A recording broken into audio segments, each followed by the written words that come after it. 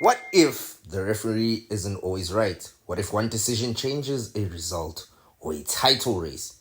That is the question South African football fans have been screaming for years. Welcome back to Diski Mzansi, where we break down the biggest talking points in local football. This time, I'm going to be looking at VAR, Video Assistant Referee, and why our game desperately needs it. The Premier Soccer League, South Africa's top flight, is in trouble.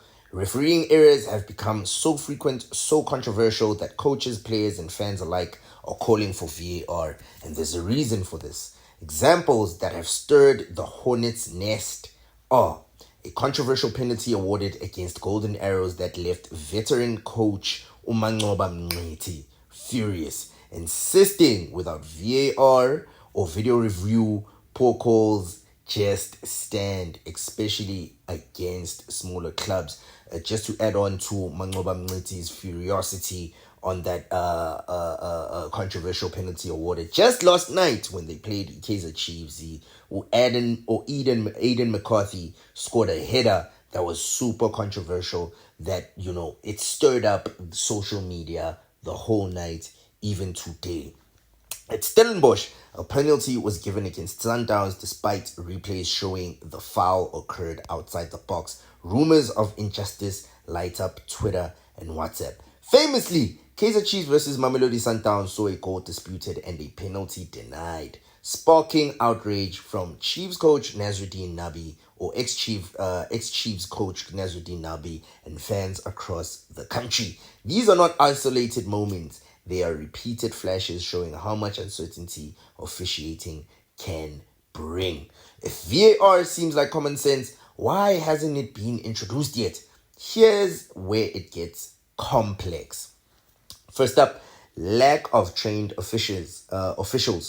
South Africa currently only has a handful of FIFA certified VAR referees, far too few to run a full PSL season. Next up is money on logistics. To be honest, I feel like this is debatable because, honestly speaking, Buffetu, SAFA has shown time and time again that they are swimming in money. However, the technology isn't cheap, and SAFA plus government officials estimate hundreds of millions of rands needed to roll out the system properly.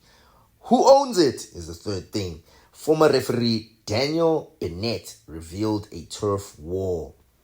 SAFA says VAR must be run under the federation. The PSL says it has the money and wants to own it. Until that's sorted, progress will stall. And then finally, broadcast partners must be on board. SAFA President Danny Jordan has mentioned broadcasters play a role. If matches aren't properly covered, VAR can't function.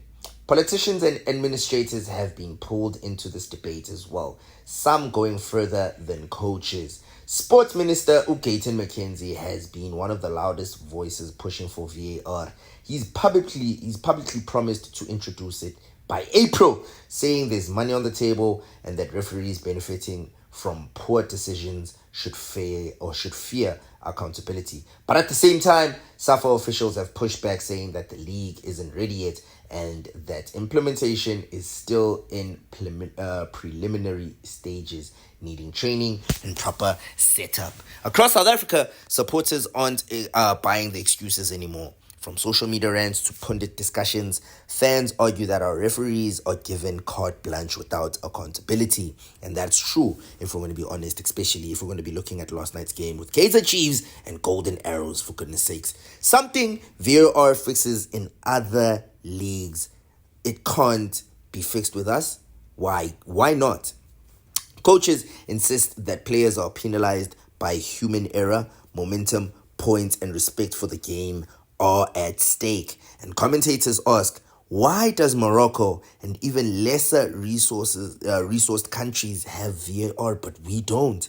This isn't just about technology. It's about fairness, credibility, and the integrity of South African football. Imagine a moment like Chiefs versus Sundowns, but with the referee and VAR team having access to replays, angles, and time to review. Controversy instantly reduced. Decisions clearer, results fewer nightmares. That's what it's going to guarantee. VAR doesn't solve all problems, but it does give football a safety net like we see in Europe and across Africa. If South African football is serious about growth, about producing a league that fans trust, that sponsors respect, and that players deserve, then the VAR conversation can't just happen. It must be finished. Drop your thoughts in the comments. Do you think VAR will change South African football for the better? Don't forget to like, subscribe, and hit that bell. This is Diski Mzansi signing out.